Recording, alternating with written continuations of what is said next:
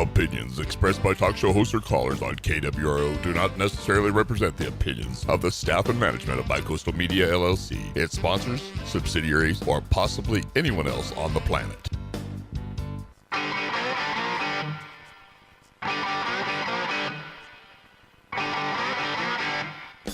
From high atop the historical hall building in beautiful downtown Coos Bay, it's the Rob Taylor Report. So strap yourself in. Your weekly political therapy session is about to begin. And ladies and gentlemen, here he is, the nearly famous Rob Taylor.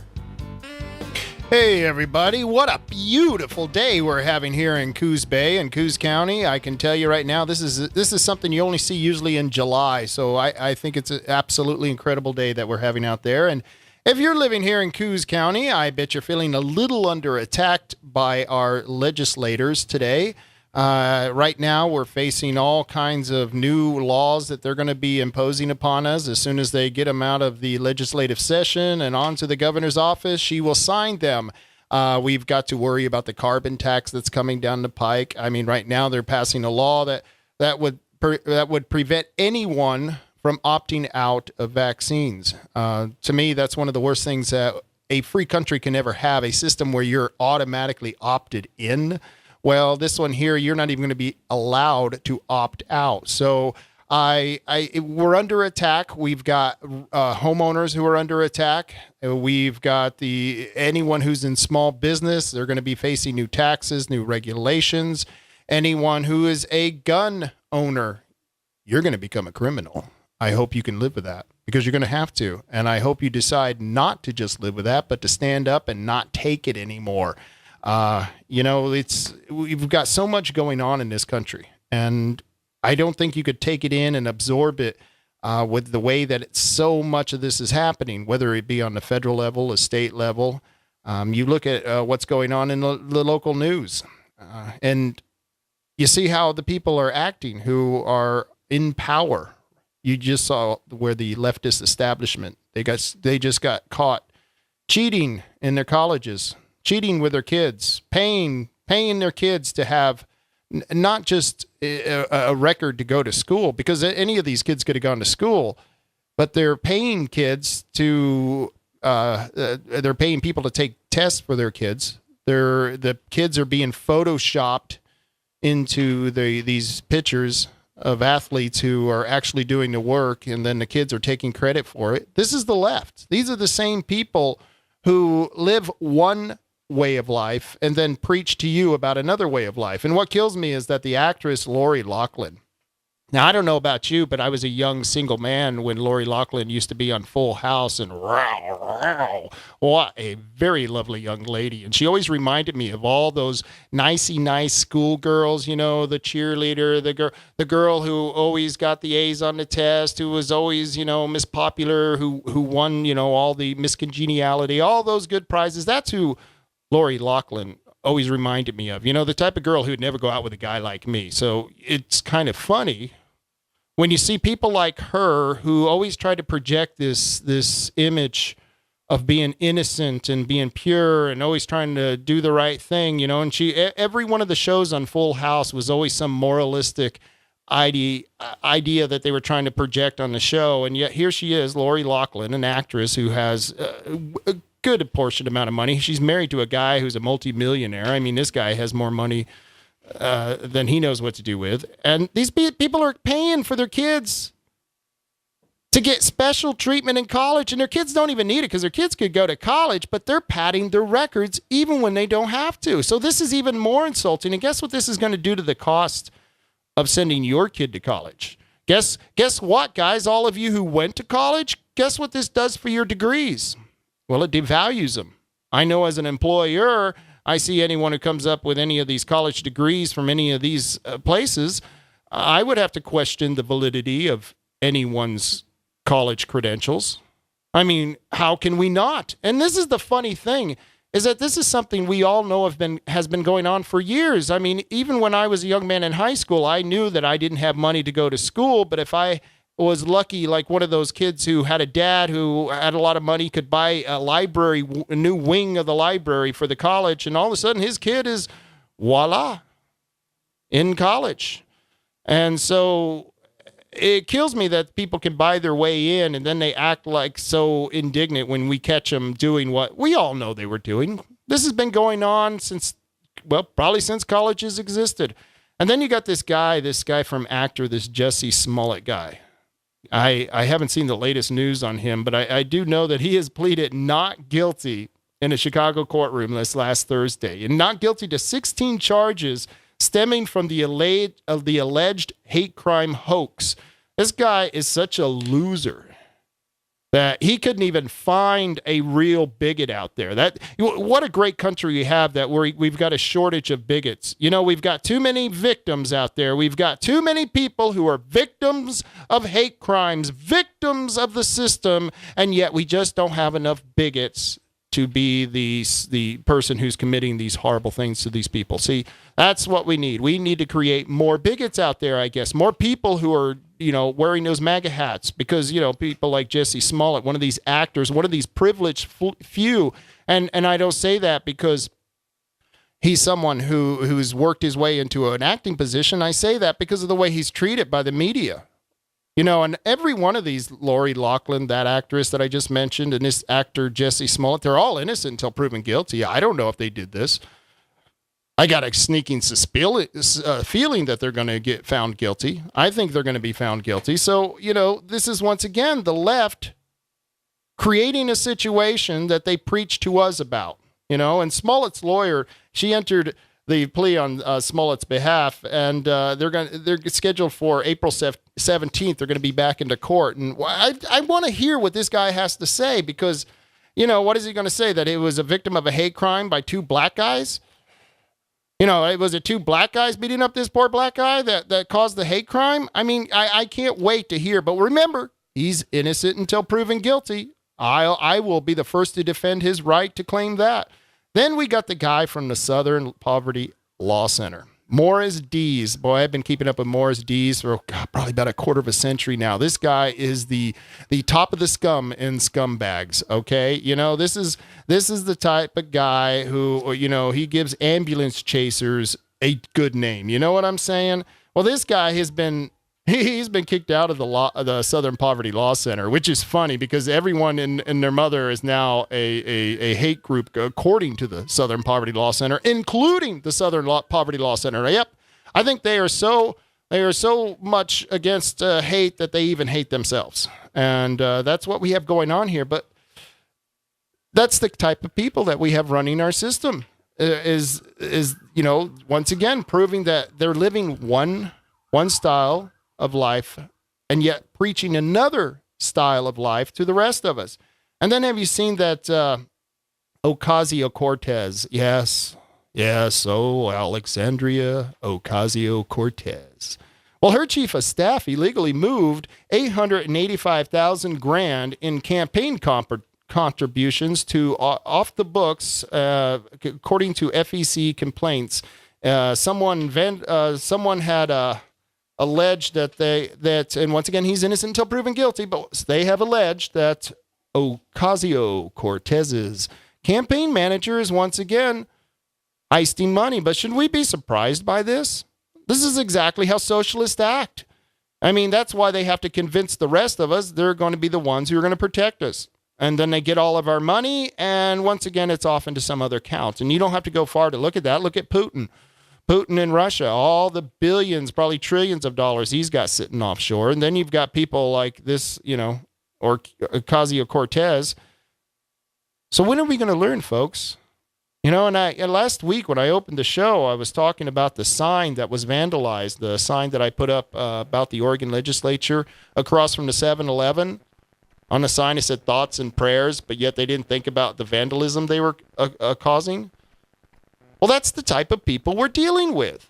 These are the type of people who go on shows like Full House, old Lori Loughlin, and preach to us on their 30-minute sitcom. This is the people like Jesse Smollett, the actor of Empire, who goes on Empire and thinks he should be treated with some special justice because he's a victim who couldn't find a bigot. And then you got the guy, old Morris Dees from the Southern Poverty Law Center, who, oh no, he was doing what all the rest of us have been accused of. In fact, he's part of the people who've been accusing us of this.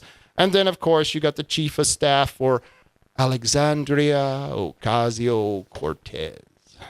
Well, folks, if you don't add it up, these are the people who are making laws for you, the same type of people that are sitting in Salem right now making laws for us, and we're going to have to live by those laws. And they're preaching one thing while doing a completely different, and they're going to make us live by a completely different set of laws. And I hope you wake up out there, because after this next legislative session, Oregon is going to change. We're going to have some fundamental changes, and I'm going to go over some of those stories when we get further into the show. And on the second hour, I've got Kevin Starrett coming on. I know I sent out a Facebook notice telling everybody that Trevor Loudon was going to be on the show, but he had to cancel. There was a conflict in scheduling, and fortunately for me, he's in the continental United States, so it's not going to cost us an arm and leg to talk to him. But Trevor Loudon is an author, and he lives in New Zealand, and he's been writing and talking about what New Zealand has been going through with immigration and the socialization of their government. And he'll be on the show next week. But in hour 2 of this show, we are going to have Kevin Starrett. And if you would like to call in, please give us a call at 541-267-2124. And with that, we'll be right back. Hi, I'm Rich Waters for Jim Vick Auto Sales. For those of you that know me, you know that my family and I have dealt with Jim Vick for more years than we'd like to admit. I've always known Jim as a look you in the eye and deal on a handshake kind of guy. You may have heard that Jim retired recently, but I'm here to set the record straight. Jim is still selling great-looking, clean, exclusive cars at his new location just down the street from his former location. He's now at 2091 Broadway, and he keeps a display of his best cars right there for you to see and drive. Let my friend Jim Vick put you in the right car on your budget. Jim Vick Auto Sales, now at 2091 Broadway in North Bend. Jim will work with you all the way to make sure you have the car and the deal you want. As Jim Vick himself would say, wait a minute. Here he is to say it himself.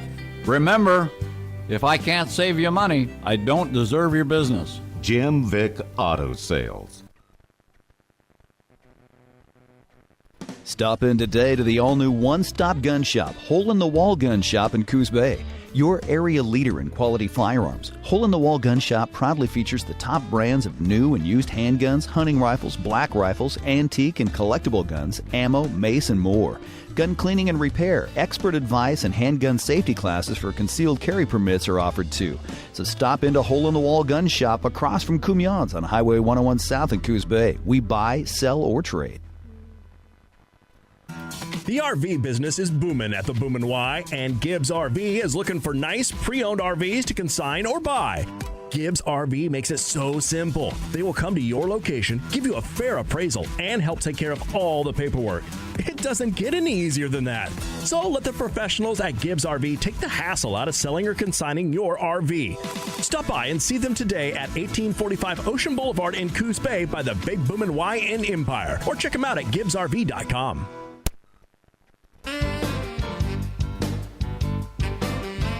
We're back in session. It's the Rob Taylor Report. And here he is, Rob Taylor. Hey, everybody. Thank you for joining me. I want to give a shout out to Jim Vick. I want to let everyone know that the rumors of his retirement, well, they were just short-lived. He must have taken a trip and gotten back, because he's back at business. So please go over to Jim Vick, and I want to give him a shout out. He's one of my new sponsors, and I appreciate all the sponsors that I have. These people are people I've known for many, many years. A lot of them are my friends, and I do business with them. And in fact, I was just over at Far West Tires getting me a couple of new tires for my car, because, you know, after all that traveling I've been doing all over the state, I finally just drove them right off the wheels. And so if you need new tires, now's a really good time to get over to Far West Tire Company, because they can take care of all your tire needs. And I'm sure right now, driving around Coos Bay and hitting all them potholes, you may need a tire. Go get your shocks and struts checked, because I can tell you right now, I've hit a few of these potholes, and it's absolutely ridiculous. Where is the city on this? You guys need to get out there and fill some of those potholes. Heck, I can only imagine what the road is like going out to Charleston if the city roads are in the condition they are in. But hopefully they'll maybe they'll stop spending all that urban renewal money on fixing private businesses, and maybe they'll put some of that back into fixing the roads. How about that? There's a good idea for you. Last Monday, President Donald Trump's administration unveiled its third budget proposal.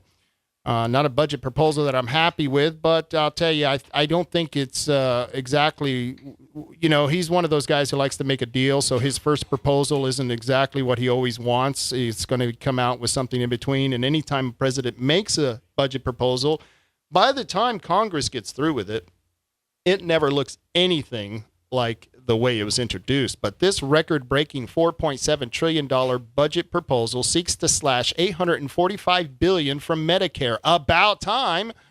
And that's a program that Trump notably promised to leave untouched. Well, I'm glad he's touching it and cutting it. As well as 9% cut across non-defense programs. Those were a lot of good cuts that he plans on making. These cuts include $25 billion from the Social Security over 10 years, including cuts to disability insurance. As far as I'm concerned, that cut is not deep enough. I mean, we got people now who are living into their hundreds. There's a lady in Japan who's now 116 years old. Maybe we should bump up some of that retirement age. Maybe we should start looking at privatizing Social Security. I mean, it takes up half the budget, Social Security, Medicare, Social Security, disability. A $220 billion cut to Supplemental Nutrition Assistance Program, what we all know as SNAP. Now, that's great. Charities and churches, that's who should be feeding the people if they're actually hungry people going out there. But I know many of you are like me, and you go into the grocery store and you see those people in line in front of you, and they're buying all these things that they probably shouldn't be eating, and then they whip out their SNAP card. There comes that SNAP card, and there they are paying for it. The other night, I saw a guy buying chocolate-covered cherries at Target when I was on my trip. And I thought, oh, you're going to a party tonight? Oh, yeah. He was buying cider, sparkling cider and chocolate-covered cherries.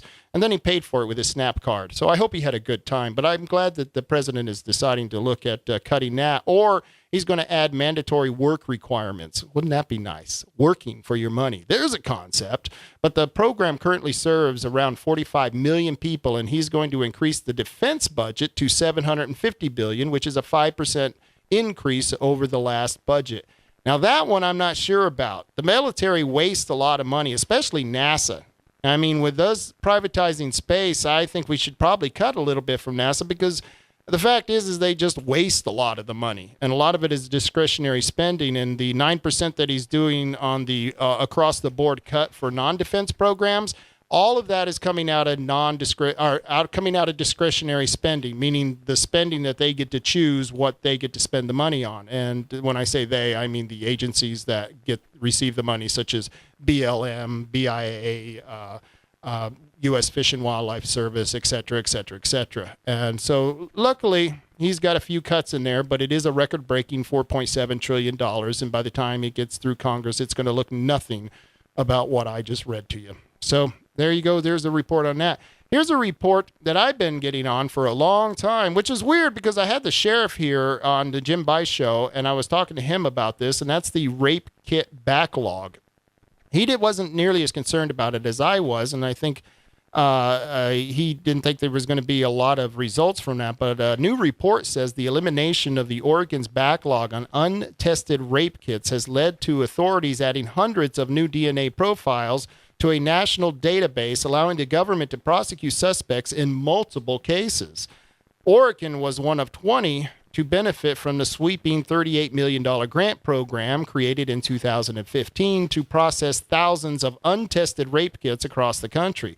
Officials were able to enter 882 DNA profiles into the FBI's National CODIS database, and CODIS, by the way, stands for the Combined DNA Index System. And more than half of those profiles match those already in the database. So far, those DNA matches have led to 6 convictions in Oregon. That's 6 rapists who won't be out there doing their deed, and thank goodness for that.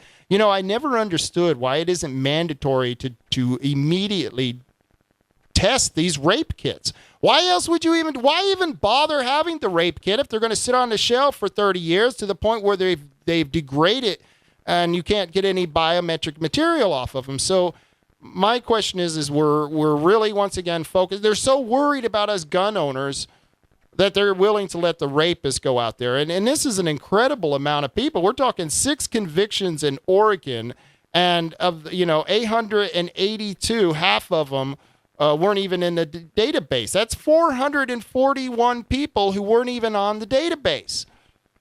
Well, now they are, folks. And thank goodness, because we want those people caught. Let's see here. I had another story that was quite interesting. It was timely and related. It was about the Pacific Power. I don't know if you guys heard about this. Pacific Power offers a new payment plan, an opt-out option.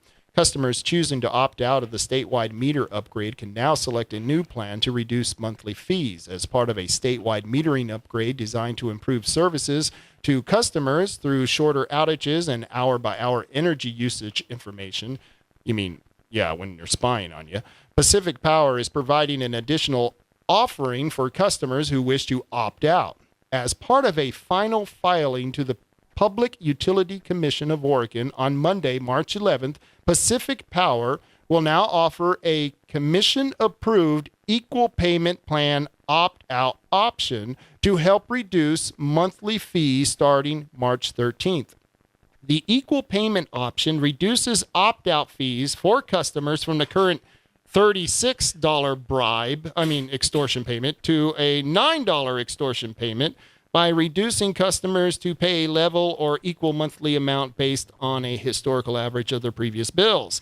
The standard opt-out plan will continue to be available as well and provides monthly manual $36 meter reads and bills based on monthly usage. There is a $169 replacement fee if you already have a smart meter installed. However, they will not replace it with an analog meter as they are outdated, but they will replace it with a non-radio frequency digital meter that will have to be read by the meter readers.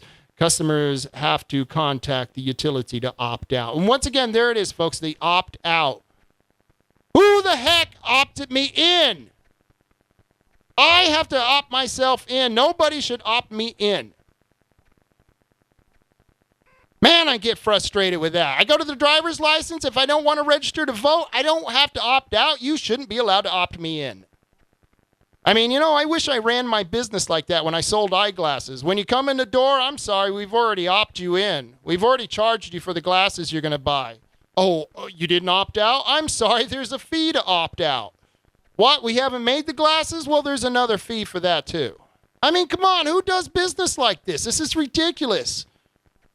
There should be, if I could create a law, I would create a law where nothing would be, no company, no government would be allowed to force you to opt in. You would always be opted out until they asked you if you want in. And that's the way I just run the world. But the summary of this is there still remains the extortive fee of $9 instead of $36, which is better, but not much. The utility does not allow people to read their own meters in case they wanted to save that money. Nope, they still have to send out meter readers. And, of course, there is that $169 replacement fee to replace the smart meter, and they're going to replace it with a meter that could be upgraded to a smart meter just by upgrading the device, and you don't even have to remove it from the building to do that. So it really isn't much of a victory, but it is somewhat of a victory. And, I think we're going to have to go to a commercial here, and with that, we'll be right back. For 20 years, the Oregon Firearms Federation has been Oregon's only no-compromise voice for gun rights. While other organizations who claim to speak for gun owners made deals to bargain away your liberty and property, often stood face-to-face with the gun grabbers in Salem to protect your rights. But there's never been a more dangerous time to be a gun owner in Oregon, and we need your help.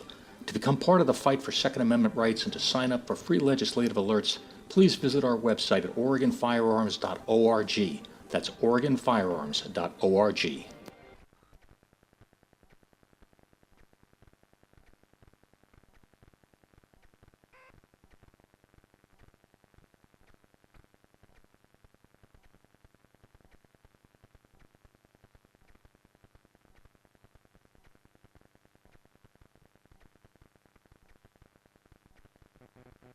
Hi, I'm Jay Farner, CEO of Quicken Loans. Think you can't manage the down payment it takes to purchase a new home? We're back in session. It's the Rob Taylor Report. And here he is, Rob Taylor.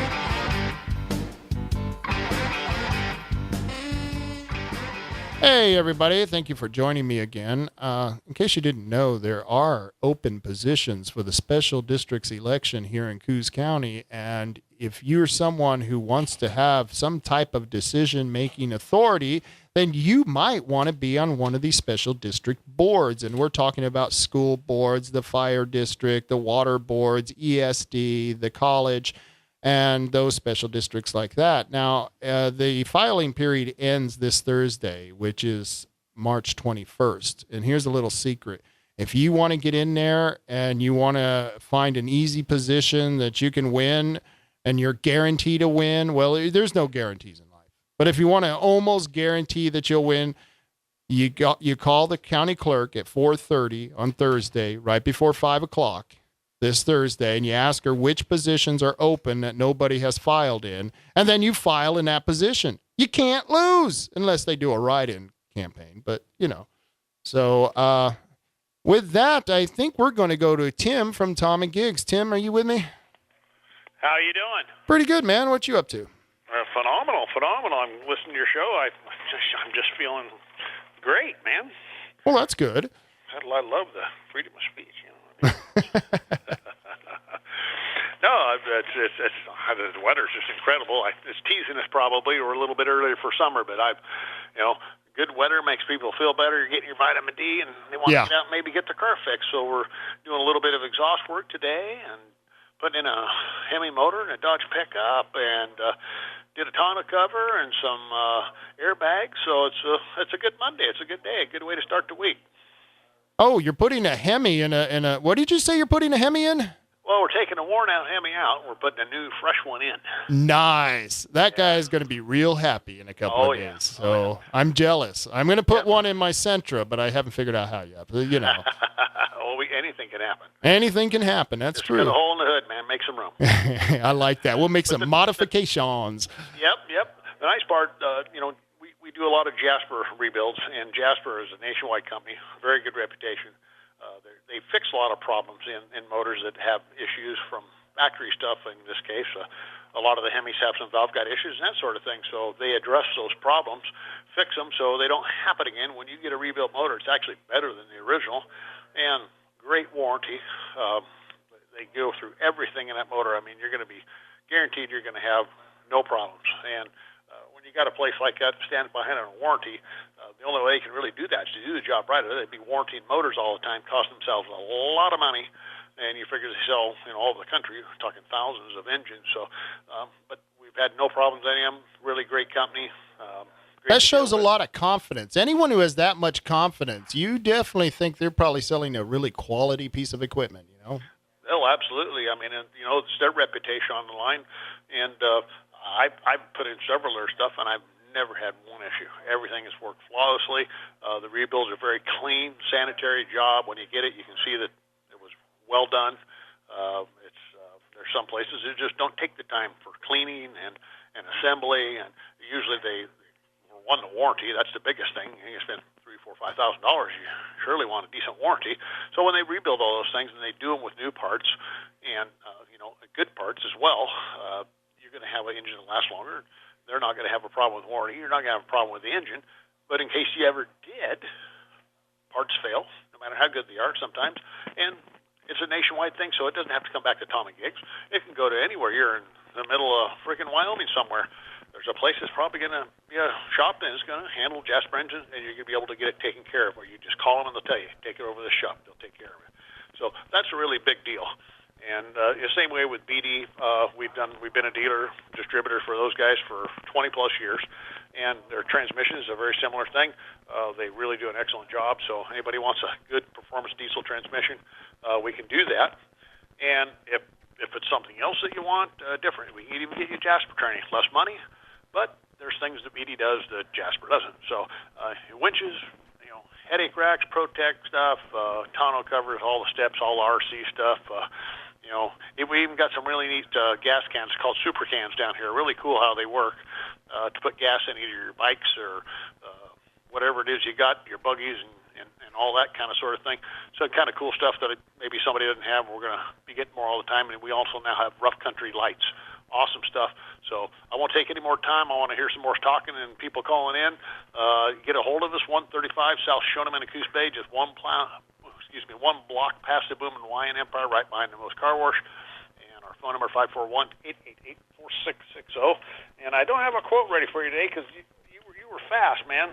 I'm sorry about that. I do that sometimes. Actually, it is. I do have one. Okay. Frederick Douglass, he lived a long time ago. Born in 1818, died in 1895. But he said, it's easier to build strong children than to repair broken men. Amen. It's so we got to be strong, keep struggling along, and just giving these guys right and lefts, and a little shot to the gut, and finally they'll give up. They're a bunch of wussies anyway, on the right. So they're just all talk and no action, and when they do have action, it's bad. Yeah. Yeah. Anyway, God bless America. We'll all right. Later. Thank you very much. I appreciate it, and you have a good day. I appreciate everything Tim does for us, and I want to talk about another one of my sponsors. Hole in the Wall has Cannon Fuse for sale. You wouldn't think that Cannon Fuse is a hot item, but I announced this on the radio last week, and I've had several people contact me about it. Well, if you need premium Cannon Fuse now in stock, Hole in the Wall, it has a 24-second foot burn rate, and it is selling for 50 cents per foot. And remember, the cannon and dynamite are not included. Damn. We got a caller on the line. Lee, are you with me? Yes, sir, I am. How are you doing there, Pretty Robert? good. What are you up to, man? Being mad, mostly. I contacted DeFazio's office twice in the past week and a half, okay? First time was about his oath of office, and that's a concern to me. And I wanted his feelings on his oath, okay? Of course, I asked for him to get back to me and never did. But the point of fact is, that oath states that he will uphold the Constitution of the United States. He will also uphold our country's laws, okay? He's failed, in fact, most of these clowns have failed in both counts. If you're for sanctuary cities, if you're for any of this nonsense that's going on today, where you aid and abet a criminal enterprise, which is human trafficking, you ought to at least be removed from office. More often you should be taken to prison for that, okay? Right. The second thing that I brought up, let's see. I was wondering about when they were going to start arresting Democrats. They're harassing liberal or conservatives all over the place. Roger Stone is one, a whole bunch of others. And yet we got people like Hillary Clinton are still walking around. I asked them about that, wanted a response. Of course, nothing. And the third thing, I talked to him today about waste in government. I don't know if anybody's aware, but $97 billion were spent in the last month of fiscal year 2018. It was all spent in various departments because, how they snowball their budgets into the next year. Right. $97 billion on themselves. Steaks, parties, what have you. One idiot spent $9,000 on an office chair. And yet we can't afford $8 billion for the wall, for border security. They can waste this money away. So far this year, we spent over $56 billion, that's with a B, in this country on illegal aliens. Okay, this nonsense needs to stop. I'm suggesting everybody call your officials, ask them about their feelings on their oaths of office and oaths of service. I've taken it twice, oaths of service twice in my life. I fully intend to uphold that oath. So don't come for my guns. Don't come for anything from me that violates my constitutional rights. The problem, Lee, is that you fought to defend your oath, and these guys get into office and take those oaths, and then they take it for granted because they never actually had to fight for it, many of them.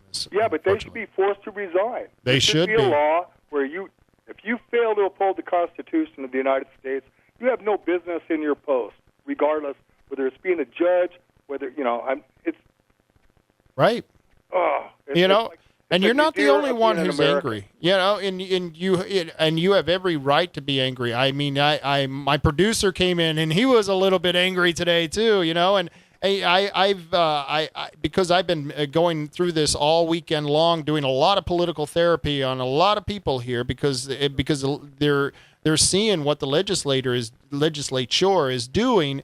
And they're terrified because a lot of these people are going to be directly affected. I mean, we as gun owners are going to become criminals. I mean, I don't. Well, try to take my guns from me. Right. And then that's right now. That's what everyone is saying. And it's going to happen. They're going to try to take those guns and there's going to be a flashpoint and it's not going to be pretty. And that's something that a lot of people are worried about. Well, this flashpoint ought to be that these elected officials and bureaucrats who are willing to violate the Second Amendment of the United States should be forced to resign their offices. End of story. Right. Go after the bad guys.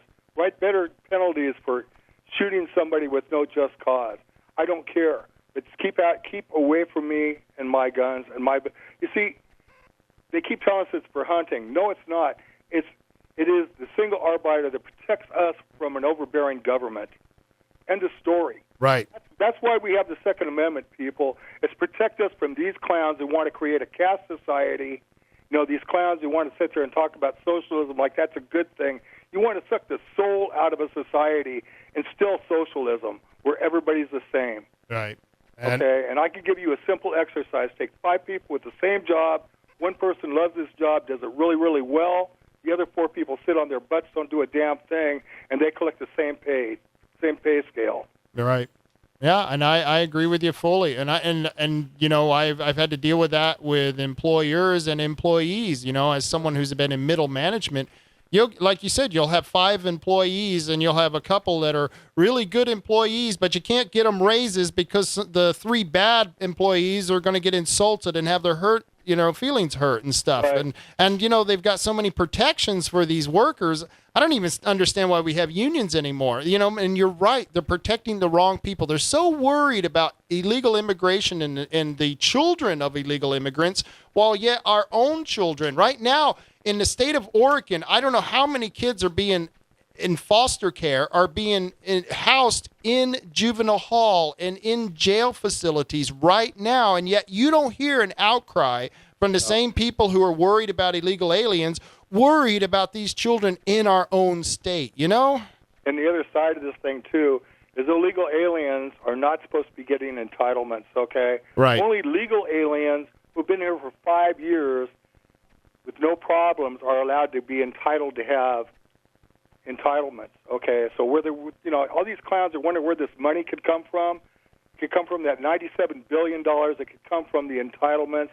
Like I said, $56 billion in the first 2.5 months of this year.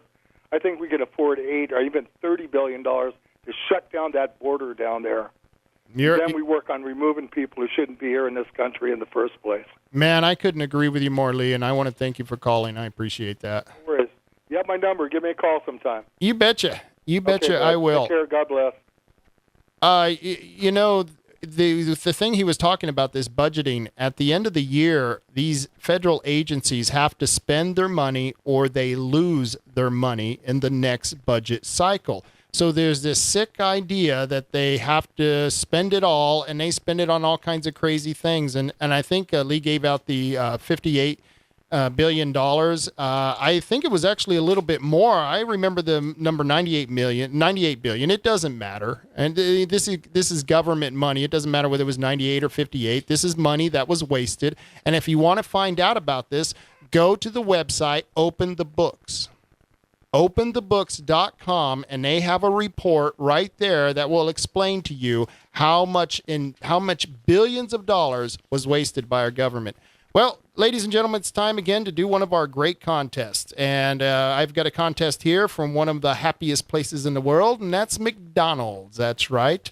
McDonald's, I tell you what, I spent a lot of times there. I've eaten so much burgers from McDonald's, I think I own stock in the company. I'm going to have to check this out. But if you want to win a free small McCafe beverage of your choice, a free dessert of your choice, or a free breakfast sandwich of your choice, and a sheet of coupons, buy one, get one free, well, all you have to do is dial 541-267-2111. 2124 and be the third caller. And when we get right back, we're going to have some food for thought with Jim Bice. Well, I was driving across town when my car got down, started lurching and trying to die. Well, luckily there was a shop, and when it struggled to a stop, a nice fella met me right outside. I said, "Man, something's wrong. What the heck is going on?" He said, "I tell you this, I got no doubt. You just relax and don't you worry. We can fix it in a hurry, 'cause your car is what we're all about. We do it all." Bayshore Auto and RV Repair, your one-stop shop for all your automotive and RV mechanical repairs. Stop by and see Jeff and his friendly staff on Bayshore Drive in Coos Bay.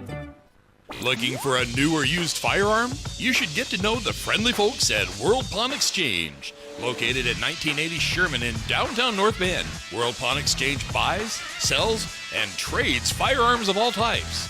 And with their extensive, ever-changing inventory, they could have just the right firearm for you. If they don't have that gun that you want in stock, they'll be more than happy to special order it for you. World Pawn Exchange in downtown North Bend, where you'll find more than you can possibly imagine. There's no reason to guess. The verdict is in, and the solid winner continues to be Herbal Choices. I think everyone knows why Herbal Choices is the leader. You and I see Herbal Choices the same way, like a part of our family. They know me when I come in, and they're always happy to show me all that's new, including Jim Belushi's new harvest. Hi, Jim Belushi here. My Belushi Farms private vault is exclusively here, Southern Oregon coast at Herbal Choices. Check it out. It's the only choice. And no matter where you are, Herbal Choices is close by. Coos Bay, Charleston, and Bandon. They always keep me updated on their website at www.theherbalchoices.com. No one can compete with Herbal Choices prices. They now have so many locations that they buy large quantities and pass the savings along to their customers. It's their people, friendly, always ready to help with knowledgeable answers. It's like dealing with family. Do not operate a vehicle under the influence of marijuana. For use by people 21 and older, keep out of the reach of children. And now, here's some food for thought from Jim Bice. We're all familiar with the old adage that it's better to remain silent and thought a fool rather than open your mouth and remove all doubt. Over the past 2 years, we've constantly been told by Antifa radicals, the Occupy movement, Black Lives Matter, and virtually every liberal pundit and talking head that President Donald Trump is Hitler and his supporters are Nazis. As disgusting as these allegations may be, there's a deeper message here that I think most people really don't catch on to. First, let's define Nazism. The word Nazi is actually an acronym for the National Socialist German Workers' Party.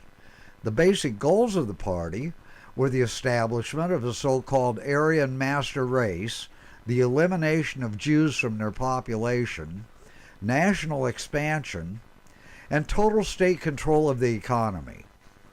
To accomplish these goals, Adolf Hitler implemented policies that prohibited any form of speech critical of the regime, a takeover of the media, an overhaul of the education system to reflect and teach Nazism, the disarming of the people, and the murder of over 7 million Jews. He also enlisted the entertainment industry to reflect how wonderful Nazism was, and established a policy to destroy all statues, memorials, buildings, and any historical symbols considered antithetical to the Nazi agenda. But Hitler wasn't the only dictator who established much the same policies. Vladimir Lenin, Joseph Stalin, Mao Zedong, and currently Nicolas Maduro in Venezuela, just to name a few. Now let's look at the current situation in this country. We have free speech being curtailed on college campuses and other public places. We have functional illiterates being graduated from schools that teach political correctness instead of empirical knowledge like civics and history. We have groups demanding that historical statues and memorials and any perceived religious symbols be eliminated from public places. We have an ongoing effort to disarm the people. We have the so-called Green New Deal, which would in essence give government control to virtually every aspect of your life, where you could live, the amount of space you would be allowed to have in your home, what you can eat, how much energy you could consume, overregulation of business and industry, punishing productivity and rewarding non-productivity, and the list goes on and on. We have the corruption of the traditional media sources to the point that they're little more than the propaganda arm of one of the major political parties. We now have the killing of babies, even after they're born, the vast majority of which just happen to be black babies. We have the politicization of the entertainment industry. We have an increasing number of groups and individuals who charge anyone who disagrees with their agendas with being Hitler or being a Nazi. Now, virtually all of this is either coming from or sanctioned by one political party. I'll let you decide which one. And it's a demonstration of two things. First, it demonstrates that all these accusers assume that you are stupid. Secondly, if they truly believe their own accusations, they are much too ignorant to be accusing anyone of anything, probably due to their indoctrination in the government schools. Do you have any doubt about who the real Nazis are here? Just some food for thought.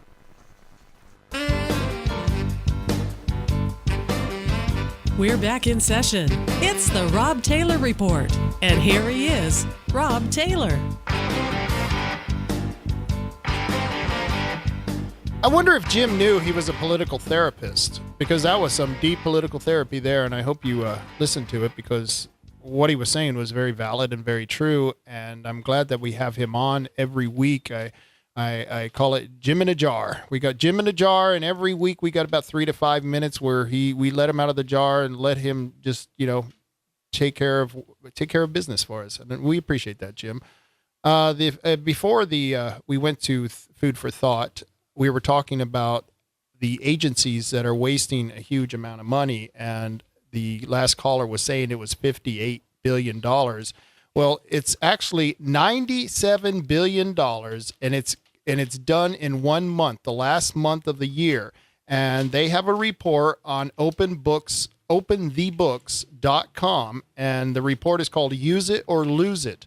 The Use It or Lose It report is an eye-opening report. $97 billion. It's almost $1 trillion of your money just going up in smoke. And I mean, you got to see some of the ridiculous things that these bureaucrats and politicians are spending your money on. It's absolutely incredible what they're doing. And they shouldn't be allowed to get away with it. And so when Lee calls and he talks about them not honoring their oath, well, that's what we're talking about. I mean, nowhere in the Constitution does it say grab our money, take it from us, and go spend like willy-nilly. It's ridiculous that we're going on with that. Did anyone see where the workers of the some of the burger joints, the Little Big Burger, they want to form a union? This is hilarious. I don't know if they've seen what's happened to unions, but they want to start forming unions for burger flippers. And all I can think is right now there's a bunch of burger joint owners, the owners of these burger joints are right now at some conference, either in Las Vegas or some other show, or seeing how to fully automate their burger restaurants, because that's what's going to happen when you guys get a union, which is ridiculous because employees in this country are the most protected group of people in the world, are employees. I mean, it's ridiculous how much they don't need unions for these anymore. And in fact, some of the unions are going through so much trouble. SEIU just had to sell their headquarters in Portland. Isn't that hilarious? I read that story and I laughed and I laughed. I thought that couldn't happen to a nicer group of thugs. You finally lost your funding. Good.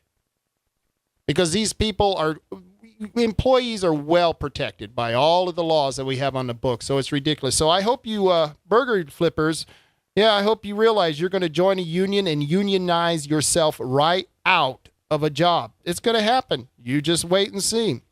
Here's another one that I thought was quite interesting. The legislature has a law where they want to expand speed cameras statewide. They want to allow every city or county out there to be able to put up their own speed cameras so that they can charge you money. And, of course, they'll only send you a ticket if you're going 9 miles over the speed limit. So I guess if you're only going 8 miles, then you don't even have to worry about these cameras. So at least you got a limit on it there. But the fact is that I was just talking about the backlog of rape kits. And here they're going to spend a fortune on these, or allow the cities and the counties to spend a fortune on something that's just going to violate your rights and take more of your money. It's when you see where this is all going. The other thing that I thought was very interesting coming out of the legislature is the rent law. The new law that they passed for renters, where you can have no cause evictions and you can only raise your rent, I believe it's 7% per year. Well, guess what has happened? There's a backlash, and now you're having a lot of these renters raise their rents incredible amounts of money. I know a couple of people here in Coos Bay who own apartments who've raised their rent well above the 7%, and some people are actually considering selling their rental properties, which guess what happens, folks, when they sell their rental properties? Well, you lose another place to rent in the city or the county. So it looks like that rent control isn't going to be working very well. But hey, who could have predicted that? Oh, I know, this guy right here. Me, I predicted it. I mean, you'd have to be blind, drunk, and stupid not to figure this out. Well, you can hear the music. And when we get back, we're going to have Kevin Starrett on the show. So I hope you hang in there. With that, we'll be right back.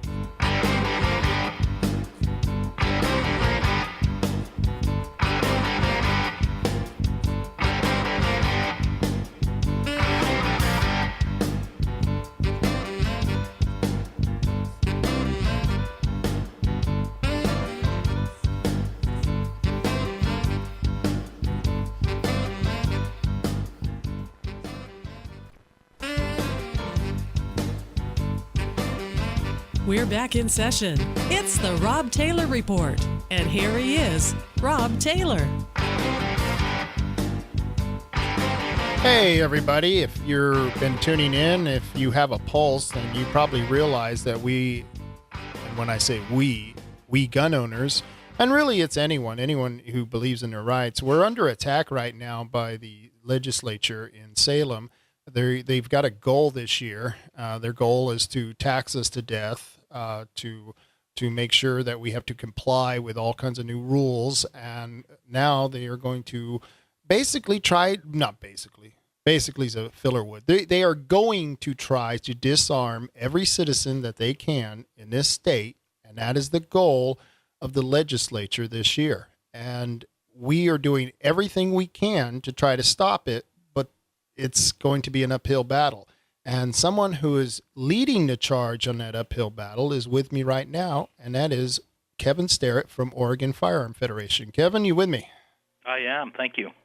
So, what's happening today? Did they drop anything new on you? They haven't dropped anything new on us today. Well, actually, we did get word today that on Thursday, the Yamhill County Commissioners will be hearing a Second Amendment sanctuary ordinance. Now, as you well know, the Yamhill County Commission has 3 commissioners. Hold on, Kevin. You're fading in and out. I don't know what's going on. Could you? It must be the cheap phone company I have. Oh, that's it. Anyway, Yamhill will be discussing a Second Amendment sanctuary ordinance, but we need as many people as possible to contact the commissioners and say we want this, because we're pretty confident that 2 of the 3 are going to oppose it, and so they need to hear from folks. We put an alert up on our website about an hour ago that has all the contact information and a pre-written message so people can just press the button. But that's what's happening on a local level. Let me ask you, they just took a swing to the left with this past election, correct? That's correct, yes. Yeah. But they're still introducing it, or it's being brought before them, and we have no doubts that they'll be stacking the room with anti-gunners. So if you're in Yamhill County, you probably can't hear this, but if Yamhill County people should be there, and if you're not, you can use our website to send a message to the commissioners to say, hey, look, Salem isn't protecting our rights. Salem is working overtime to destroy our rights. We expect our local elected officials to stand up and protect us. Absolutely. And, maybe later tonight I'll probably be giving you a call about that Yamhill thing. I think I'm going to try to get down there. I'm just in the middle of, we've got that trial tomorrow. And right, in Columbia County. In Columbia County. In case anyone doesn't know, our Second Amendment sanctuary ordinance was held up by the county clerk because she's claiming that it doesn't meet constitutional standards to be filed as an initiative. And she's doing it on 3 reasons. The first reason is she's saying it's administrative and not legislative, which we know is not true. She's also saying that it covers more than a single subject, which is not true because it only gives one directive to the county. And then they're saying that it doesn't have the full text, which is odd because the law was drafted by our attorney who wrote the text. So precisely, yeah. It's pretty comical. But the other thing that people should know about is on the 27th, the Senate Education Committee is hearing a bill that was requested by friends of ours, but we're a little suspicious. The bill essentially says that schools may teach gun safety to first graders, and that's a great goal. I mean, gun safety should be taught to everybody. The problem we're having with it, we're supportive of the concept, but the problem we're having with it is who it tasks with teaching this, and the people who are going to be able to teach this are teachers, administrators, law enforcement officers, or, quote, first responders, none of whom necessarily have the qualifications to teach this. The bill does not include the curriculum. It leaves it up to them. And quite frankly, I think there's probably not a whole lot of first-grade teachers who are going to be either interested in or capable of teaching this without coloring it with their own perceptions. I was going to say, I can only imagine what the 23-year-old liberal Portland teacher who gets assigned with creating his curriculum, I can only wait for the color book edition. Well, it says it's got to be non-political and it can't encourage or discourage gun ownership, but how do you possibly police that? Right. And, of course, the idea that a first responder should be teaching this, well, how does that even make sense? My son's a first responder, okay, because he's a fireman and an EMT. Now, he happens to be a firearms instructor, so he'd be perfectly capable of teaching this class. I mean, if he could teach first graders, and I don't know if he could or not. But the fact is, the other guys in this firehouse aren't firearms instructors, and law enforcement officers could be or may not be, but how many teachers and administrators are? So what we've asked for, we're talking to some of the sponsors about amendments that, they specifically do not allow firearms instructors to teach this class, which is a little bit odd. But we're asking to either change it so that we somehow have qualified people teaching it, or at the very least, that the curriculum is prescribed in the legislation so that we know what's going to be taught. And the person who was behind this was a little reluctant at first. I think he's on board now, and hopefully we can get this to be something that'll be really beneficial. But of course, my concern is that the chair of the committee that agreed to hear this bill is the same guy who sponsored Senate Bill 501, which bans everything. So, what's really his angle here? And of course, I've got to believe he feels that this is a bill that he could use to exploit and manipulate kids through the public schools. Where who are you talking about exactly? Rob Wagner. Oh, okay. Senator from Lake Oswego. Yep.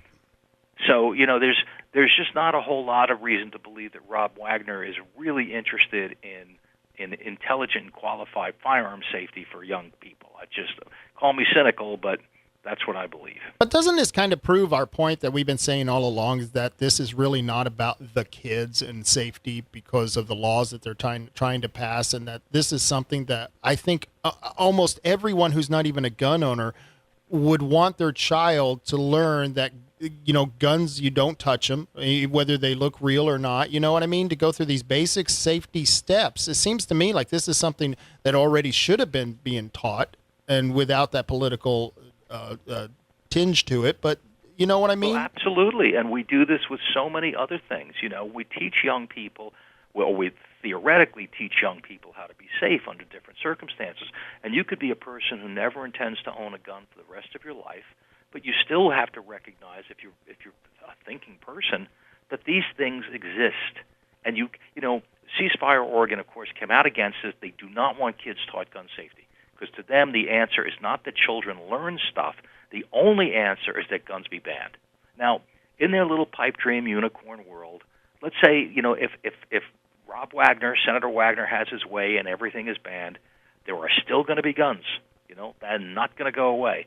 And to deny, is first grade the right age to teach this? Well, I don't know, but it's certainly young people should understand the difference between a real gun and a toy, and understand that these things can be misused and that it isn't like it is on TV. But, of course, you get these folks, these gun banners, who have no interest in keeping kids safe. They should be all over this. Right. But instead, they just don't even want the bill to get a hearing because, as far as they're concerned, the only answer is to take away the rights of adults. And exactly what you just said about the ceasefire group, it's really not about educating children. It's about the disarmament of the civilized population. If you got a few minutes, I've got a commercial that we got to go to, and then I've got more questions for you. Certainly. All righty. We'll be right back. Stop in today to the all-new one-stop gun shop, Hole-in-the-Wall Gun Shop in Coos Bay. Your area leader in quality firearms. Hole-in-the-Wall Gun Shop proudly features the top brands of new and used handguns, hunting rifles, black rifles, antique and collectible guns, ammo, mace, and more. Gun cleaning and repair, expert advice, and handgun safety classes for concealed carry permits are offered too. So stop into Hole-in-the-Wall Gun Shop across from Cumion's on Highway 101 South in Coos Bay. We buy, sell, or trade. The RV business is booming at the Boomin' Y, and Gibbs RV is looking for nice pre-owned RVs to consign or buy. Gibbs RV makes it so simple. They will come to your location, give you a fair appraisal, and help take care of all the paperwork. It doesn't get any easier than that. So let the professionals at Gibbs RV take the hassle out of selling or consigning your RV. Stop by and see them today at 1845 Ocean Boulevard in Coos Bay by the Big Boomin' Y in Empire, or check them out at GibbsRV.com. Hi, I'm Rich Waters for Jim Vick Auto Sales. For those of you that know me, you know that my family and I have dealt with Jim Vick for more years than we'd like to admit. I've always known Jim as a look you in the eye and deal on a handshake kind of guy. You may have heard that Jim retired recently, but I'm here to set the record straight. Jim is still selling great-looking, clean, exclusive cars at his new location just down the street from his former location. He's now at 2091 Broadway, and he keeps a display of his best cars right there for you to see and drive. Let my friend Jim Vick put you in the right car on your budget. Jim Vick Auto Sales, now at 2091 Broadway in North Bend. Jim will work with you all the way to make sure you have the car and the deal you want. As Jim Vick himself would say, wait a minute. Here he is to say it himself. Remember, if I can't save you money, I don't deserve your business. Jim Vick Auto Sales. I'll tell you.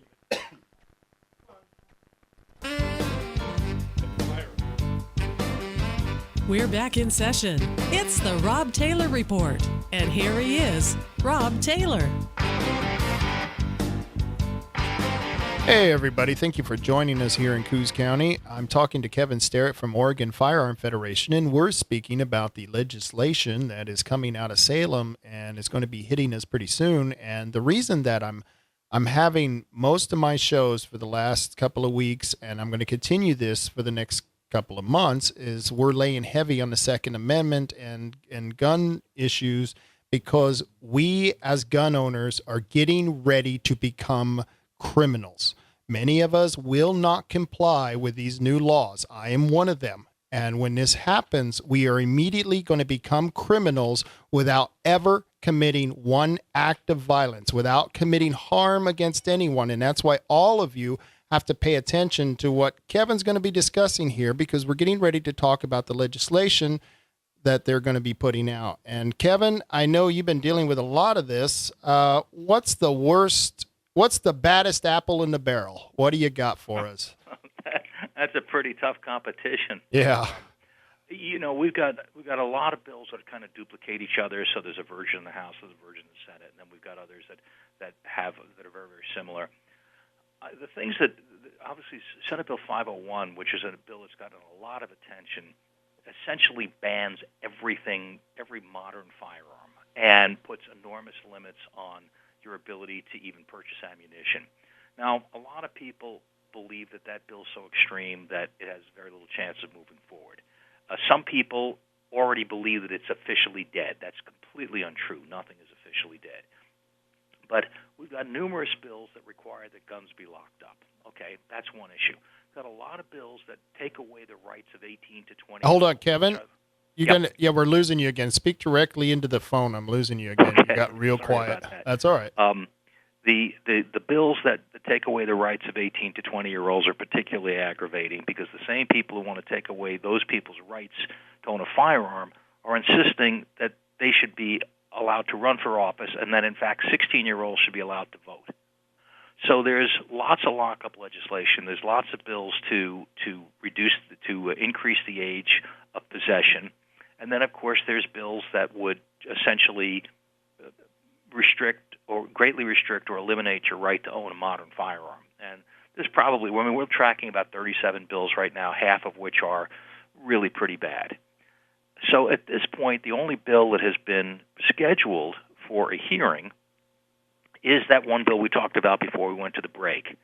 But we know they're coming. I mean, they're absolutely coming. And it's just a question of what is their strategy, which ones are they going to push. We have bills that do both lockups, mandatory age increases, none of which make anybody any safer, all of which just take people's rights away.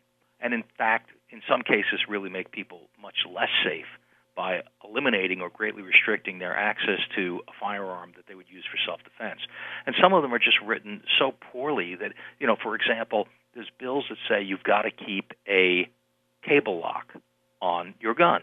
Right. Well, you and I know how easy it is to defeat a cable lock. Anybody can defeat a cable lock with a wire cutter. In fact, the wire cutter is the universal cable lock key. Right. But one of these bills actually goes so far as to say that even if you've equipped your gun with a cable lock, if there is a device available to remove the cable lock, you have not locked the gun.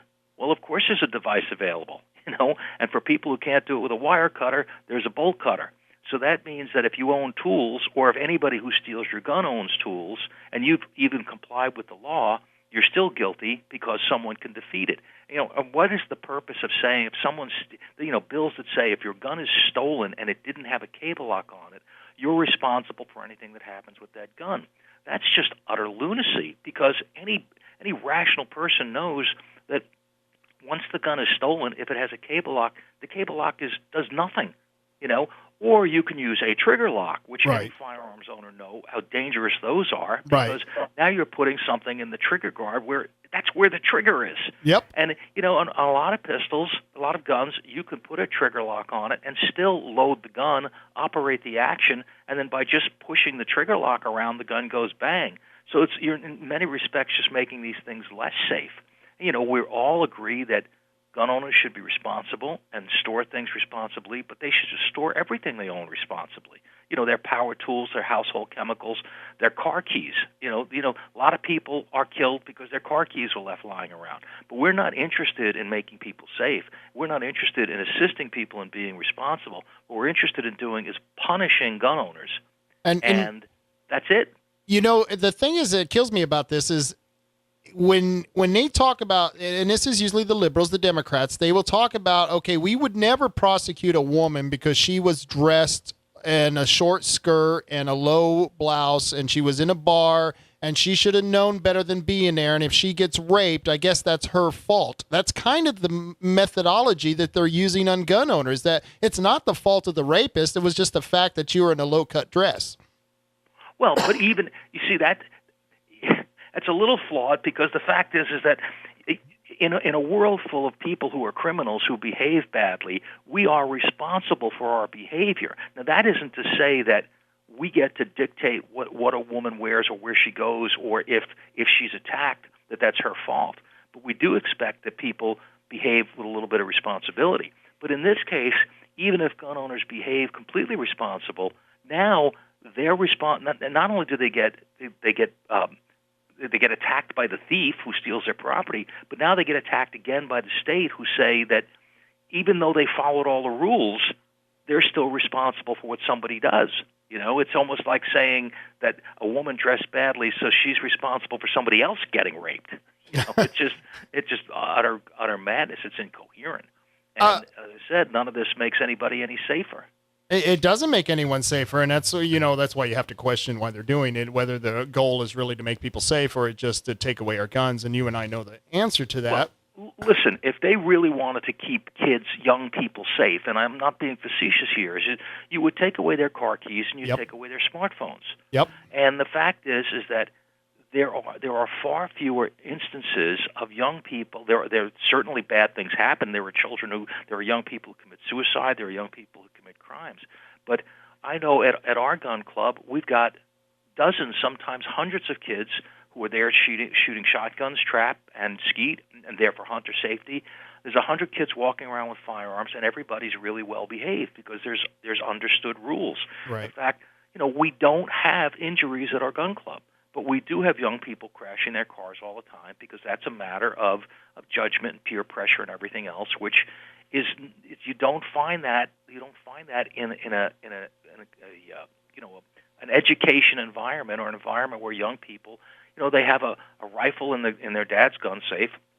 It's not the same as being out on the road in their jacked up pickup truck. Right. And so we expect that people are responsible for their behavior, but we don't expect that people are responsible for what could be their behavior. What they're going to do later.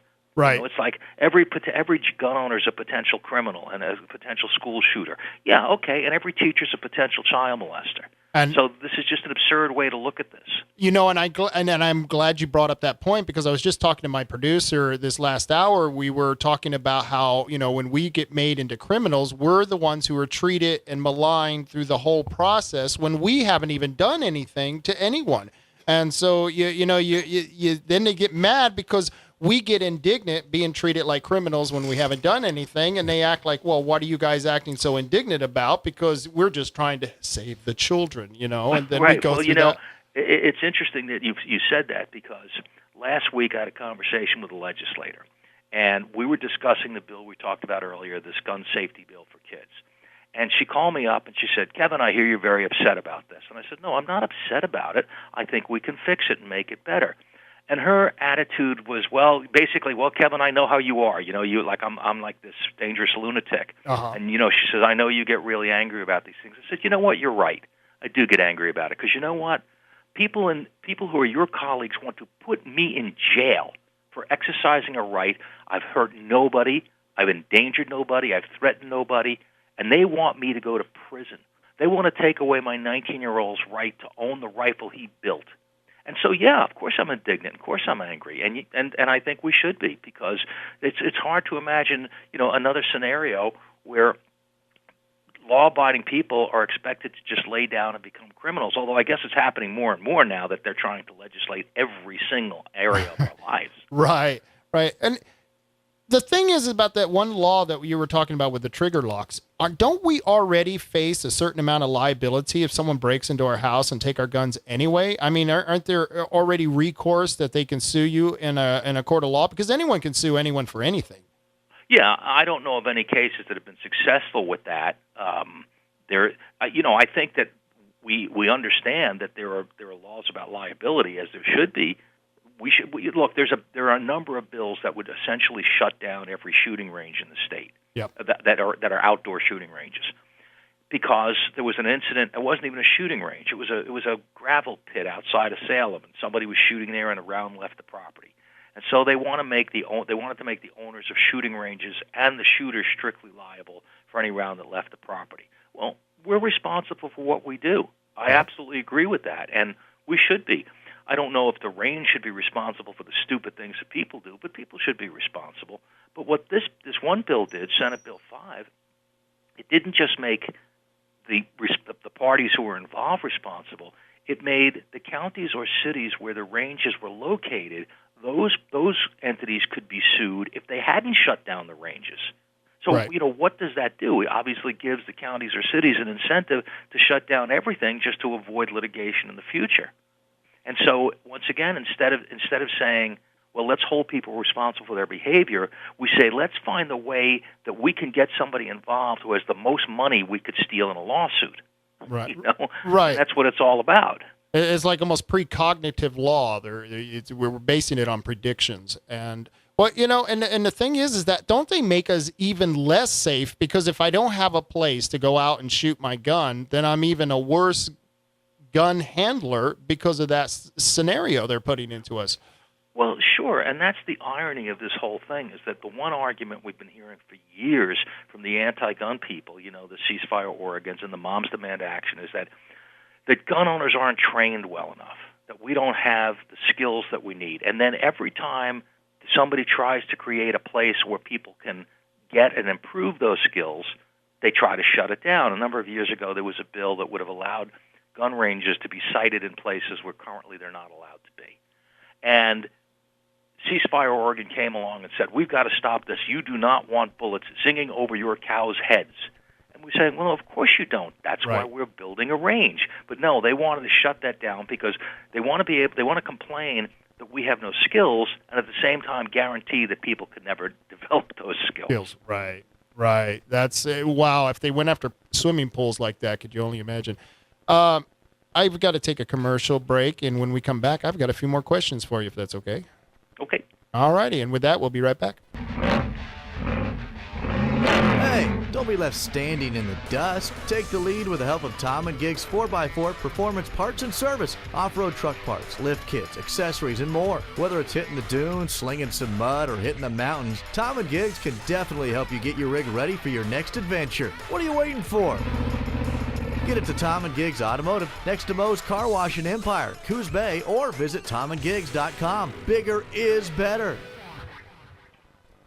In just a fast few minutes from right now, you can have life insurance for up to $500,000 without taking a medical exam and without leaving your home. We're Fast Life, and we're going to make this easy and fast. Odds are that you don't have enough insurance, or you're paying way too much for what you got, or you don't have any, and that's not good. Listen, nobody likes to think about life insurance, but we're grown-ups now, so call and protect your family. 1-800-254-9567, or go to fastlife.life. You've got insurance? That's great, but you may be able to get more coverage and pay less than what you're paying now. And with no medical exam, you can get it right over the phone, and that's fast. Faster than a speeding bullet? No, but fast. And we also said we make it easy. So call and get quotes, then submit an application over the phone, and that's it. And that's easy. Get approved, and coverage starts instantly. And that's fast. Faster than the speed of light? No, but fast. Call 1-800-254-9567 or go to fastlife.life. Fastlife.life. It's revolutionary. It's Fast Life.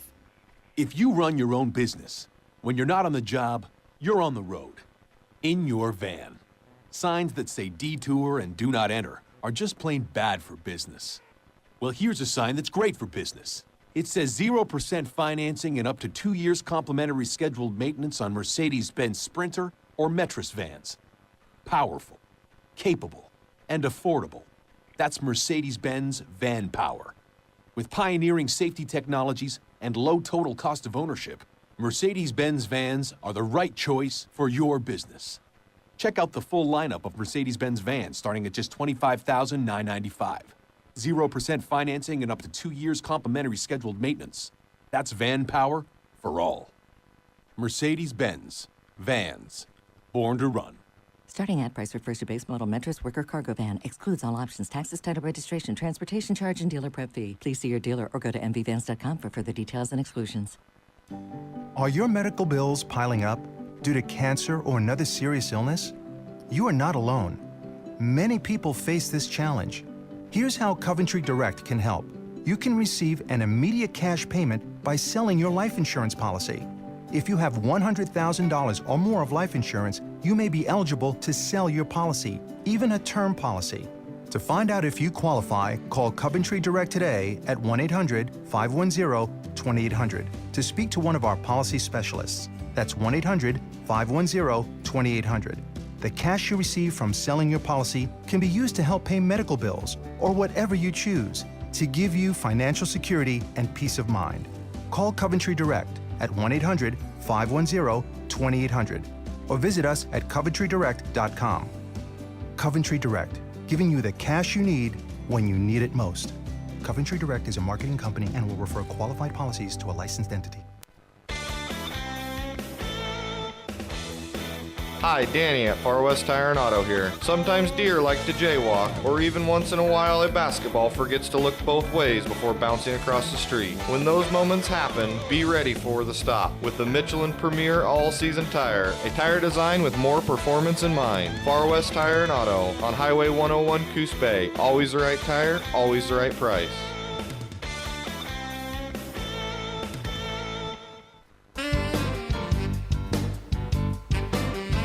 We're back in session. It's the Rob Taylor Report. And here he is, Rob Taylor.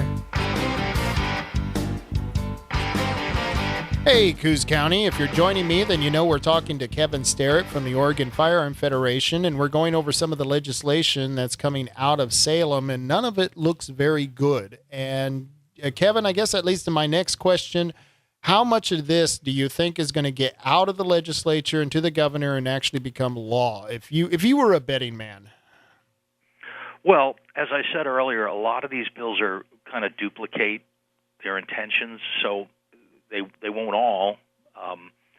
But one of the bills is the governor's bill.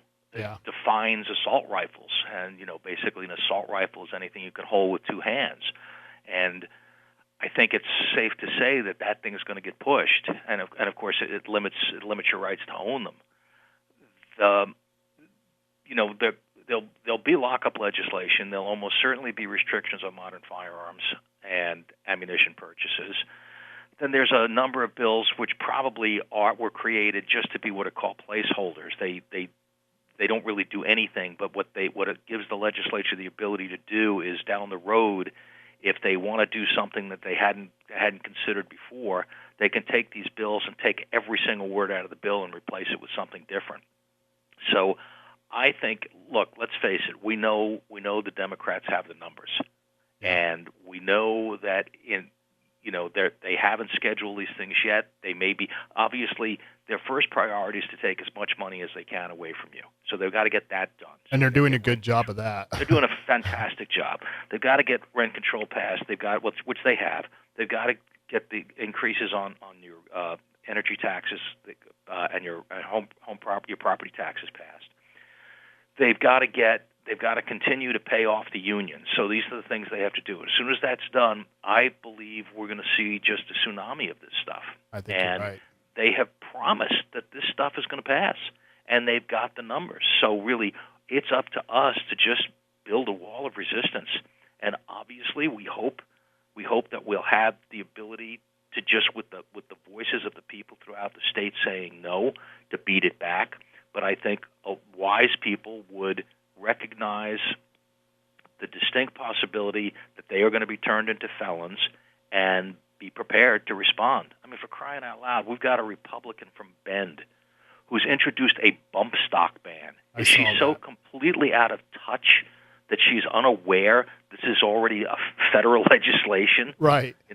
These people just, I mean, I just watched a video of her. She was one of the sponsors, she's one of the big pushers of the mandatory vaccination bill. And some people who opposed the bill were trying to ask her questions, as an elected official, and she's just like walking away. I'm not talking to you. The arrogance, and the attitude these people have, like, okay, I got elected. I'm a coffee shop owner, but I got elected, and now it's my way or the highway. Yeah. And it's, it's really up to the voters to be paying attention to how these people behave and hold them accountable. You were talking about the bump stocks, and I had Michael Hammond on last week, and we were discussing the lawsuit that the Gun Owners of America is proceeding with against the gun stock ban.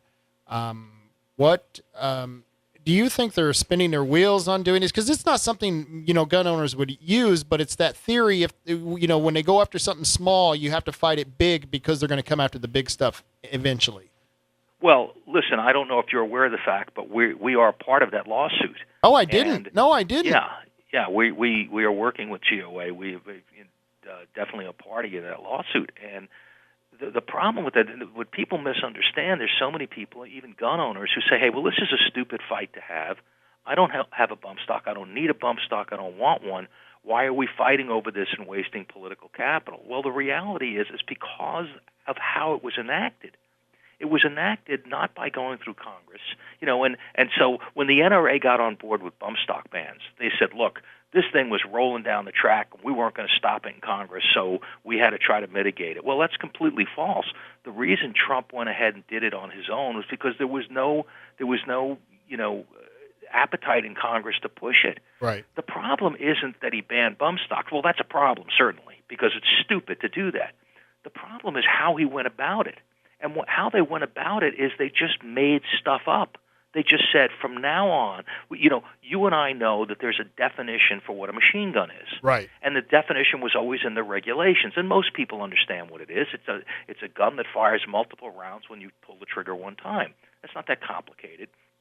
But that's not what a bump stock does. So in order to ban it without going through Congress, what Trump did is he just directed the ATF to say, we have now defined a bump stock as a machine gun, which, of course, it isn't. It's a piece of plastic. It doesn't shoot anything. And the problem with this, the real danger here, is that if one man can do that, if a man can say that, okay, we've always said one pull of the trigger, one round, that's semi-automatic. Multiple rounds with one pull of the trigger is fully automatic. Well, if he can just redefine it, like, say, when Bill Clinton redefined what the word is, right, then where does it stop?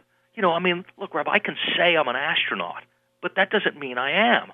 And there's nothing to stop either this president or a future president from saying, well, we always defined AR-15s as semi-automatic rifles, but we're not anymore. Right. Now we're going to call them machine guns.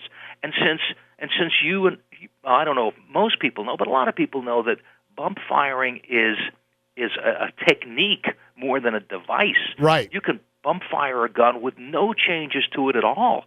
And if that's the case, and if we agree that what a bump stock does makes it a machine gun, then how could you say that any rifle isn't a machine gun? Right. And ban everything. And it bans based everything. On what? Yeah. And this is what a lot of gun owners who have been get communications from them saying, this is not worth the fight. I don't want a bump stock. This is stupid. I say, you don't understand this. What's going to happen when Kamala Harris is president? Right. She's going to say that rubber bands already are machine guns. I have a letter on my desktop here from ATF saying that a shoelace is a machine gun. It's insanity. And people need to understand that it's not like there's people who say, well, let's not have this fight. Let them think they had a victory. Well, no, they don't get a victory and go away. Right. That's like chumming the waters, It's like you don't hand a hyena a gazelle and expect it to have a few bites and go home. Right. Yeah, that's like when they tried to pay off the Vikings. The Christians tried to pay off the Vikings, and what the Vikings do? Well, heck, those were easy targets. It's like it's like the kid who gives up his school lunch money. He's going to be a target every day. Absolutely, and in this case, the Constitution's been violated, the laws have been violated, and a lot of people don't want to stand up against it because it's Trump who did it. Right. And, the fact is that when Trump does something that's wrong, we need to call him out on it. He's also the person who said that we should take away people's guns. He was in favor of red flag laws. Yep. Let's take them away now and give people due process later. Well, doesn't that stand our entire set of principles on its head? Right. And what was amazing is that I think that he didn't even realize what he was saying when he said it because he's just not that literate on the Second Amendment subject. That's just what my take was on it when he said that comment. Well, we know he shoots from the lip. We know Right. that happens. And sometimes it's comical and sometimes it isn't. But, obviously he's been vocally supportive of the Second Amendment. He's been supportive of a lot of things that I think you and I agree on. Right. But I also think that people need to we can't blindly follow anyone. This should not be a cult of personality. This Right. should be a cult of principles and a cult of the Constitution. And that's why we agreed to join that lawsuit. And, obviously, if we're not successful, then, we can imagine a Bernie Sanders presidency. No kidding. Imagine when Cortez is old enough to run for president. Yep. It's terrifying. In fact, I imagine everything they do would be by presidential mandate because they just don't have any concept of constitutionality and limits anyway. Right. No concept. No. It's like listening to Cortez talk about economics. It's like, well, it's easy to pay for. We'll just print money. That's really how they think things work. Yeah. And if we we're in a situation now with the whole idea of ERPO's red flag laws. This is a very, very dangerous thing, that somebody makes an accusation that isn't proven and your rights are taken away. And it's sweeping the country, and Lindsey Graham's on board, and of course the NRA is on board. Right. And the NRA says they come to Oregon and oppose red flag laws. Then they're one of their highest officials, Chris Cox, does a video supporting red flag laws.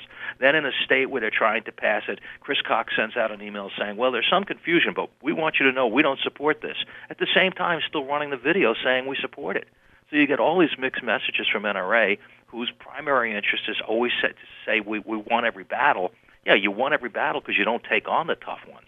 And if you think you're going to lose on bump stocks and you agree to bump stocks, well, then you're a winner. Right. No.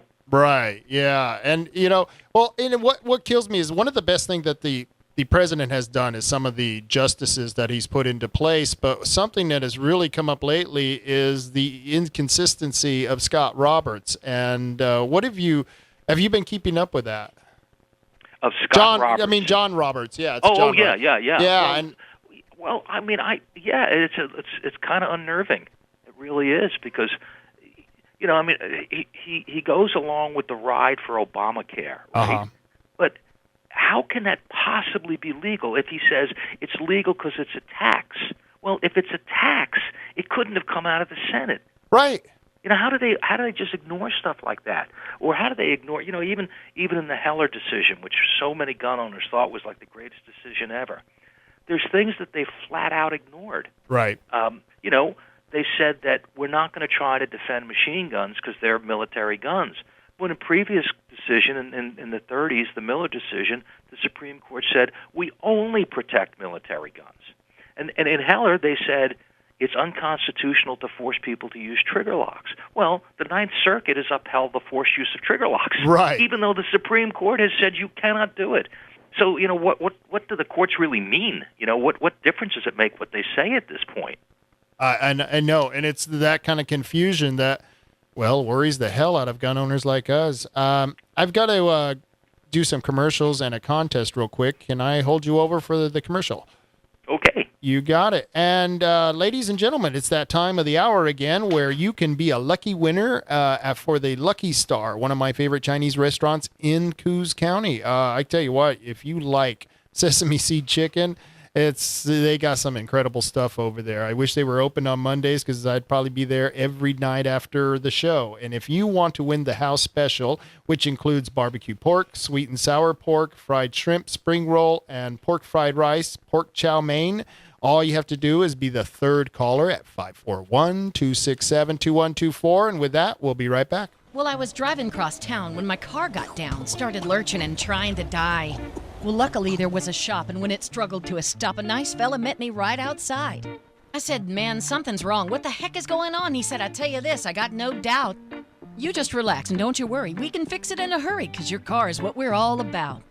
We do it all. Bayshore Auto and RV Repair, your one-stop shop for all your automotive and RV mechanical repairs. Stop by and see Jeff and his friendly staff on Bayshore Drive in Coos Bay.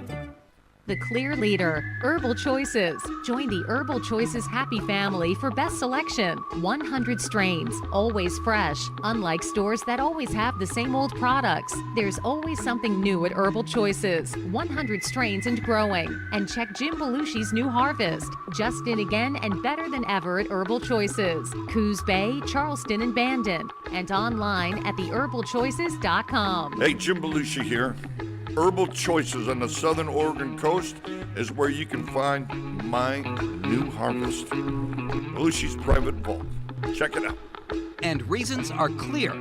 With 100 strains, Herbal Choices sells so much product that everything is always fresh. And there seems to be something new every time I see my Herbal Choices happy family. All our friends agree. The clear winner is Herbal Choices. The only choice. Check it out.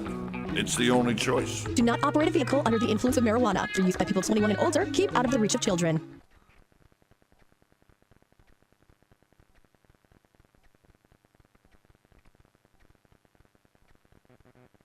Looking for a new or used firearm? You should get to know the friendly folks at World Pawn Exchange. Located at 1980 Sherman in downtown North Bend, World Pawn Exchange buys, sells, and trades firearms of all types.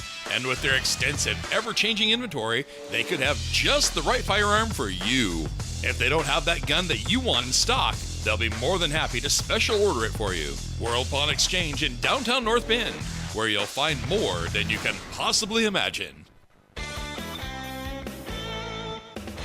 Hi, Danny here at Far West Tire and Auto. Do you feel like you're constantly on the go? From daily commuting, dance recitals, and weekend adventures? I'm sure your tires have never let you down, but that much time on the road can cause some wear and tear on your tires. It might be time to consider upgrading to Nokians. With the 50,000-mile warranty on select Nokians, you can hit the road in style. So stop on by Far West Tire and Auto on Highway 101 Coos Bay. Always the right tire, always the right price.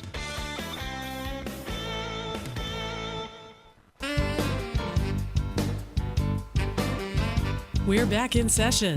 It's the Rob Taylor Report. And here he is, Rob Taylor. Hey, Coos County. I want to thank you all for joining us, and I want to thank David. Congratulations. You won the contest. Enjoy the meal. It's a real good one. We're talking with Kevin Starrett from Oregon Firearm Federation. And Kevin, I got a question for you. With all this legislation coming out, with the taxes, the rent control, the new business regulations, they're going to force people to get vaccinations. They're going to be killing children after they're born. Is this state worth fighting for? Well, it's a beautiful place. It is a beautiful place. And I don't really know how to answer that question. I mean, obviously, if it isn't worth fighting for, then you have to ask yourself, is the next place I go to worth fighting for? Right.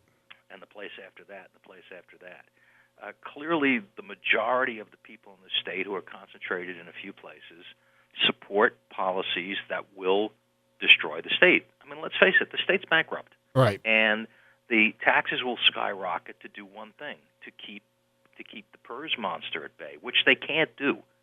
And everything else is going to have to suffer. All right, schools are going to have to suffer. Municipal services are going to have to suffer. And as the state circles the drain, your hope is that will people finally say these policies are failure, or will we see what we've seen in places like Detroit, where they continue, or California, where they continue to elect the same people who when a policy fails, they double down on it. And I don't know if you've had an opportunity to see, but there's a video that KWRO did in Seattle, and it was called "Seattle is Dying." Seattle is dying. Yes, I did see that, and it's staggering. Right. You see what is happening to the cities on the West Coast.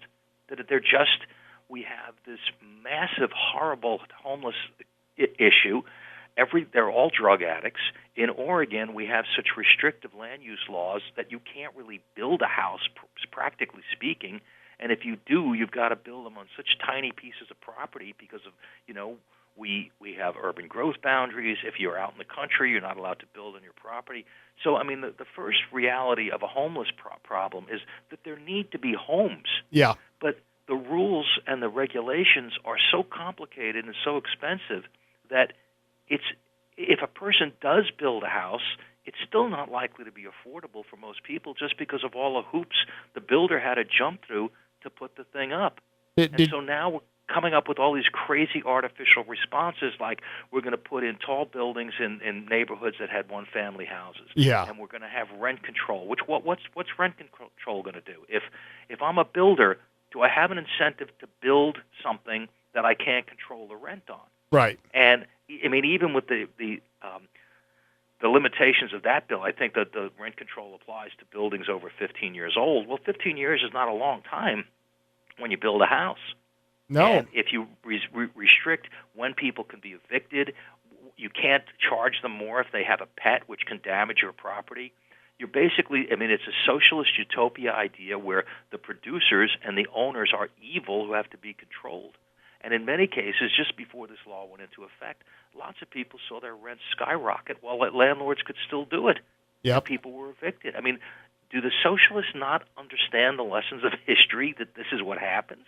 Or are they actually actively trying to see this state destroyed? Well, it's even more insane than that. I don't know if you saw the commission that the governor has just created on affordable housing, and she's going to spend $400 million, and this commission somehow is going to make or just figure out what is causing the unaffordability of housing, and then they're going to fix this. I guess they're going to look in the mirror for $400 million and say, oh, we figured it out. It's us. So yeah, exactly. I mean, this is what we do. We don't fix things. We create commissions, and we pay people obscene salaries to sit on these commissions, and then we create a commission to decide what the name of the commission should be. And it's constant, this slide of just stupid decisions that all they do is spend other people's money. Yeah. And we're gonna have somebody's gonna figure this thing out, by God, and they don't figure it out because solutions are not really what they're after. Right. The government creates a problem by limiting land use. Then they create a solution by making it worse by saying, okay, we're going to make land use even harder to administer. We're going to discourage people from building, and it just gets worse and worse and worse. And that's why in places like Portland and Corvallis and Eugene, and of course Seattle and L.A. and San Francisco, people are paying enormous amounts of money to step over drug addicts in the street. Right. And they're doing that, yeah, like you said, in Portland. And so it kind of brings me back to the question then, well, what is the average guy like me and you and everyone else is sitting here? Do we say, all the Republicans and all the limited constitutionalists believe in limited government, let's just move to Idaho. What at this point, how do we, stop this intrusion? I mean, right now they're fighting to allow people to inject heroin in their arms while they're telling the people who don't want vaccinations that they have to get vaccinations. I mean, that's the kind of dichotomy we got here. Well, look, Rob, there's still a lot of people in this state who are determined to turn it around. Yeah. And you and I both know we can't say whether it will work. We just can't. But, a lot of people I'm talking about, you and I, we both know. They're people, they're colleagues of ours, they're friends of ours, and they're determined. And, it's happened. It has happened. You just got to believe it's worth the fight.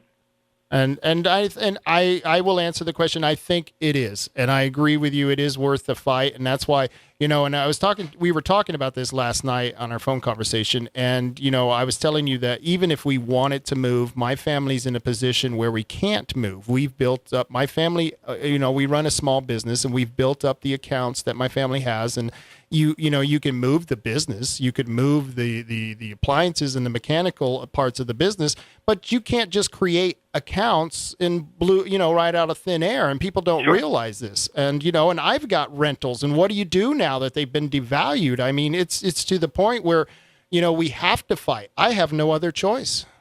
Certainly. Well, you can turn them into condos, I guess. Yeah, that's true. Listen, things happen. Yeah. Magical stuff does happen. And, for over 20 years, Oregon Firearms, we had Democratic majorities for most of that time, and year after year, we beat them back. And so you never can tell. Our legislature is in such disarray right now because the Democrats are all accusing each other of sexual harassment and other things. The Senate president takes a leave of absence. They're paying out millions of dollars to the Me Too people who, while at the same time donning the mantle of how great they are to women. Right. So they're in chaos, and let's just hope that chaos is exploitable. Yeah, let's hope so. Well, Kevin, you can hear that music. Would you tell everyone how they can get in contact with you? Yeah, our website is the best place, OregonFirearms.org. All right, and I thank you so much for joining us, and I can tell you everyone wanted to hear what you just had to say. All right? Thank you so much, Rob. Thank you, Kevin, and you take care. And with that, folks, I will see you next week. We're going to have Trevor Loudon on, and we're going to keep this going because we're going to fight until hell freezes over. Take care.